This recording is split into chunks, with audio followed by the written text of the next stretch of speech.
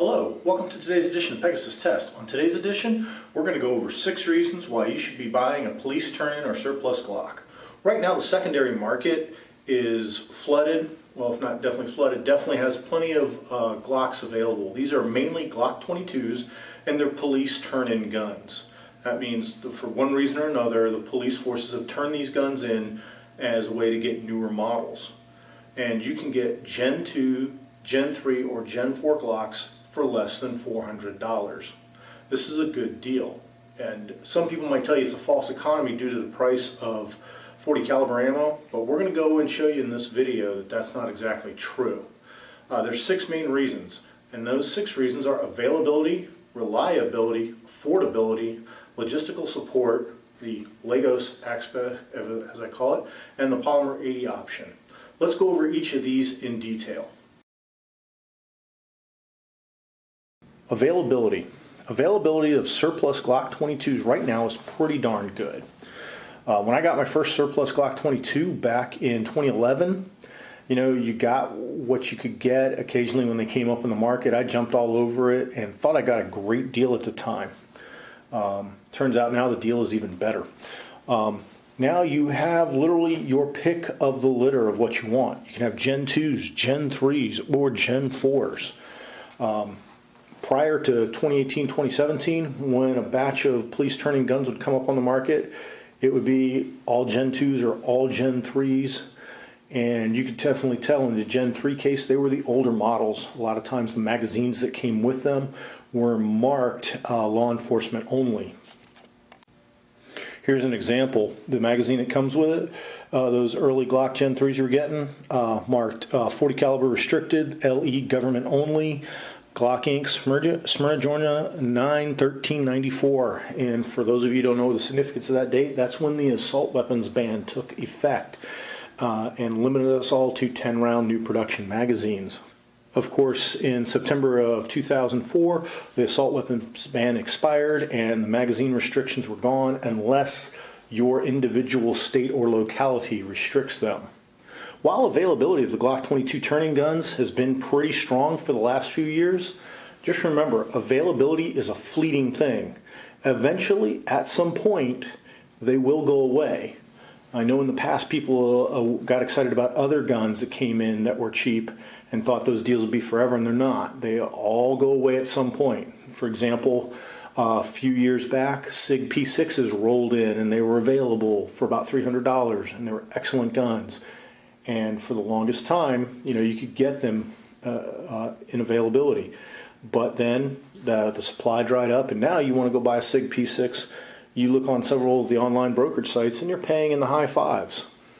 Before that, there were other guns that rolled in like that. Israeli high powers is another one that comes to mind where the situation was the same thing. You paid about $250 for one. That was back late 90s, early 2000s. That supply is dried up. Now you look at the online brokerage sites and those guns are in the $600 range. So while right now there's a good supply, it doesn't last forever. So take advantage of the prices being low like they are right now. Reliability. Glocks are legendary in their reliability.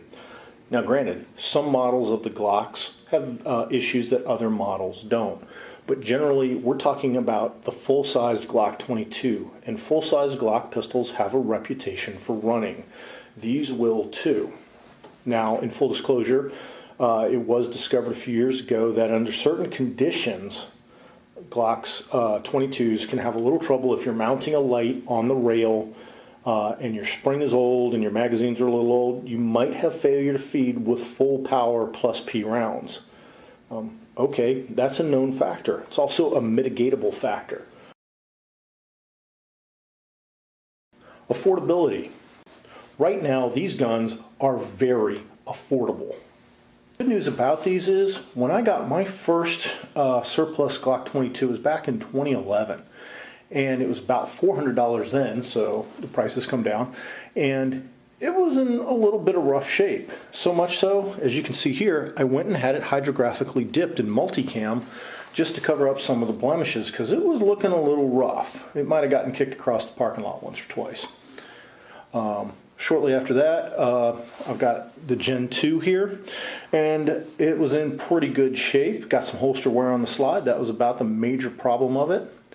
And then last year, I was able to pick up this Gen 4. That's right, a Gen 4 Glock 22. So right now, depending on your flavor, you can get either one of these generations available between $300 to $400. Right now, most of the ads I've been seeing have had all these guns in the low 300s. It's really preference choice, and the price does increase. The Gen 2s are the lower price, Gen 4s are the higher, but the biggest price spread I have personally seen has been about $50. So compare that to the price of a new Glock. It's a pretty good deal. Several companies are offering these, and the prices are generally, roughly speaking, $300 to $400, with the majority of it being in the low 300s, depending on the model you get. There is a variance between Gen 2, Gen 3, and Gen 4. That being said, it's still a great price. Go compare your new Glocks. Your Gen 3, your Gen 4s, your Gen 5s, they're all in the mid 5s and up at your local gun store. So you're still getting a pretty good deal. The next part of the Glock's appeal, and this goes for a brand new Glock or for these police surplus turn-in Glocks, is the logistics that are out there on the market to support these pistols. You need a holster, you got hundreds of options to pick from. You are not locked into, I only have this type of holster available to me if I pick this pistol. Right now, the Hudson H9 is a new hot gun. It's a great gun, but your holster options are really limited for it. Not so with a Glock. There are all kinds of holster options out there available to you, and it really depends on what your personal preference is.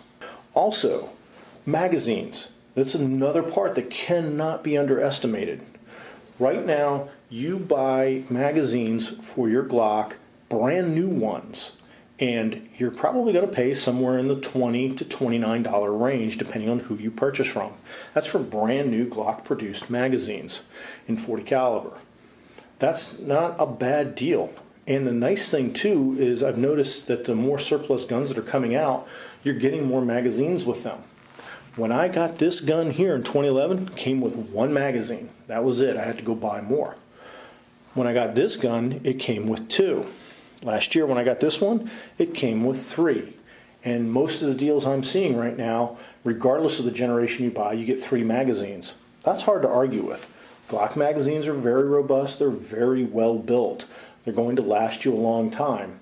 I've not had any trouble with any of the magazines I used. Matter of fact, an example of magazine reliability, this top end here was put on a Polymer 80 frame, and I used it out at Desert Brutality earlier this year, and all the magazines I used were law enforcement marked magazines. So they were about 20 years old, and they all functioned flawlessly. The pistol did not have any problems. So that's the other thing. The magazines for this are out there too. As the guns are getting turned in, the magazines are getting turned in, and several places are offering used police magazines in the mid-teens, some even as low as $12 and $13. At that point, you can afford to buy a lot of them, roughly at about a 2-to-1 ratio of used magazines to new magazines, which means you can afford a lot of them, which means you can afford the occasional bad one if you get one that's bad.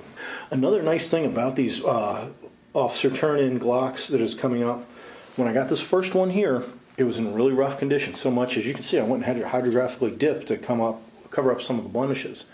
The night sights were dead, big deal. One of the nice things about these Glock 22 turn-ins is that they don't have the plastic Glock sights. They all have night sights, and the night sights are dead, but it's still perfectly functional during the day. They're great sights. As more of these pistols have come available on the market, the condition is improving. For example, this Gen 4 Glock right here, the only thing that's wrong with it is it shows a little wear here, and I'm thinking that's when the officer got in and out of his cruiser, the seatbelt mechanism was hitting up against the butt of the pistol, because that's literally the only blemishes on the gun, and the night sights on this one are even still good and viable. But overall, the conditions of the pistols that are hitting the market are generally improving. One of the things when you buy these surplus is there's no picking or choosing for the most part. A couple companies will charge you a few extra dollars for hand select, but by and large, you're going to get just the next one they grab when you order it. Back in the 2011, 2012 time frame, yeah, the conditions were pretty rough. Everybody I've seen who's picked one of these up in the last few years are getting guns that are in pretty great shape. Another logistical factor that weighs in favor of these turn-in guns is simply if you need to replace something, the support mechanism is there. For example, you're probably going to get dead night sights when you get the pistol. If you want to replace the sights, that can easily be done. On this one, I chose to replace the sights, and I got high-vis fiber optic sights to give them a try. You know what? It turns out I kind of like them. It was a $50 thing. Considering I paid only $400 for the gun originally, another $50, I was still cheaper than buying a new Glock that you cannot buy with fiber optic sights from the factory. If you want just another set of night sights, well, that's easy too, and that's about $100. So upgrading things for this, you need to replace the mainspring or the recoil spring, excuse me. You know, that's depending on the model you want, be it factory Glock or one of the high-end competition models. That's anywhere from $20 to $40 of upgrade. That's not going to break the bank, you know. Here on this Gen 2 Glock, I found when I got it, very slick to hold on to, didn't have the gripping surfaces that later models of Glocks have, added a little skateboard tape. You know, it didn't cost that much at all. A few dollars upgrade got me a well-handling pistol. I chose to add a grip plug for aesthetics. That cost me $5. The Legos factor. Glocks are like AR-15s in one respect. They are like playing with Legos. You can change everything about the gun. Matter of fact, the Glock has so much aftermarket support, you can literally build a Glock pistol and have no Glock parts in it now. So, you go out, you spend, let's say $350 as an average on a Glock police turn-in pistol. You can start changing things right away. You decide, hey, I want new night sights. Okay, put new night sights on it. No problem. A lot of options to pick from out there, and generally about $100 for the price. You decide, wow, 40 caliber is an expensive caliber to shoot. And you know what? It is. So convert the gun to 9mm. For $100 or less, you can buy a 9mm conversion barrel. And along with that, the only other thing you have to do is get a 9mm magazine. Well, even that's economical. Earlier I'd mentioned that Glock factory 40 caliber magazines were somewhere in the $20 range depending where you got them from. Well, that's true for Glock factory 9mm magazines as well. But you also have a few other options out there available to you. For example, Magpul, $15 MSRP for their 9mm magazine. A Men 2 is even less priced than that. The point is, you can get Magpul magazines at roughly a 2-to-1 ratio to factory Glock magazines in 9mm. The other thing that's available, a lot of gun shows I've gone to lately have deals, so you can get the magazines as cheap as $12 each if you buy 3, 4, or 5 at a time. So you can convert this gun to 9mm and get a good supply of magazines all for the price and still have spent less money than if you went out and bought a new Glock 22, for example, or a new Glock 17. And now you have a gun that can use 2 different calibers. Well, why is that important? Why would you need it to be in 2 different calibers? The first reason is 9mm right now is plentiful and it's inexpensive. You can buy a lot of 9mm, probably about 100 or 150 rounds compared to 50 rounds of 40. Also, 9mm is easier to shoot. It's less recoil. Another thing, having a gun in 2 calibers, or you convert between 2 calibers, is 40 caliber is always there. I have been around for the assault weapons ban. I have been around for the ammo shortage that occurred right after the election of President Obama, and I was around for the ammo shortage that happened after the horrible Sandy Hook incident. In all those cases, one thing was common, and that was you could get 40 caliber ammunition. You had to pay through the nose for it. Absolutely, it was not cheap.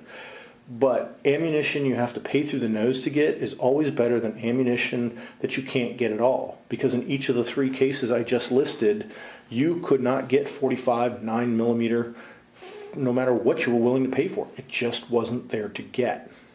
Here's another example of the Legos factor available. Earlier this year, pawning around a gun show, found a great deal on this Zev slide in 9mm.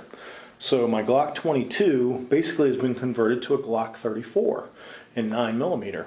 I got a great deal on that slide, and there's a lot of other companies putting aftermarket slides out there that allow you to completely change the whole slide if you don't want to just do a conversion barrel. The other thing nice about this slide, as you can see here, it has a piece that I can remove, and off goes the rear sight, and it creates a space for an RMR. So if I want to make this an optically sighted pistol, no problem. I can do that. And if I want to go back to just being a plain 40 caliber handgun, I switch slides. Have my Magpul magazine here for it that are incredibly cheap, half the price of your factory Glock magazines. It's a great combination that can't be beat, and something that can be considered when purchasing these pistols. Last but not least is the Polymer 80 option, and that kind of goes hand in hand with the Legos option. I list this as an important consideration in buying these surplus Glock pistols for one reason only: upgrading. Because after you've done the Legos thing, you've taken parts out, you've upgraded the guns, well, you're going to have a pile of parts laying around. And that's the situation I ran into. I put this Zev slide on the Glock Gen 2 frame. I put better pins in it. I put a better trigger in it. I upgraded the recoil spring. I had other upgraded parts I put in there, such as the striker and the striker spring. And as I put each of these parts on the gun, I had a pile of parts off to the side. As I said, at a gun show, I picked up a Zev slide that essentially turned the Glock 22 into a Glock 34 in 9mm. Along comes Polymer 80, and I have enough parts almost. I think I was short a magazine release spring, if I remember correctly. I had enough parts to build another gun. In the Polymer 80, I got another gun for literally the price of the Polymer 80 frame. I built a few Polymer 80s, and the prices I've paid for the frames have ranged between $75 and $120, depending on when I purchased and what version of the frame I purchased. As you upgrade your police surplus Glock, you end up with a pile of parts. And that pile of parts, I was able to turn into a Polymer 80. And when it was all said and done, for the price of a brand new Glock 17 or Glock 22, I have two functioning pistols. I have a 9mm essentially upgraded Glock 34, and I have a pretty basic plain Jane essentially Glock 22 that just happens to be on a Polymer 80 frame. So quick review here. 6 reasons you want to buy a police turn-in / surplus Glock 22 is availability, reliability, affordability, the logistics available to support the guns, the Legos factor, and the Polymer 80 option. There are a lot of these pistols available on the market right now, and one of the reasons for this is back in 2012 the FBI came out with a report that with the advance of technology, 9mm bullets were performing way better than they did 30 years ago. Another thing they came up with was that multiple hits matter pretty much more than individual caliber. So a lot of departments have decided to switch to 9mm, which is easier to train their officers with and a whole lot easier on their budgets.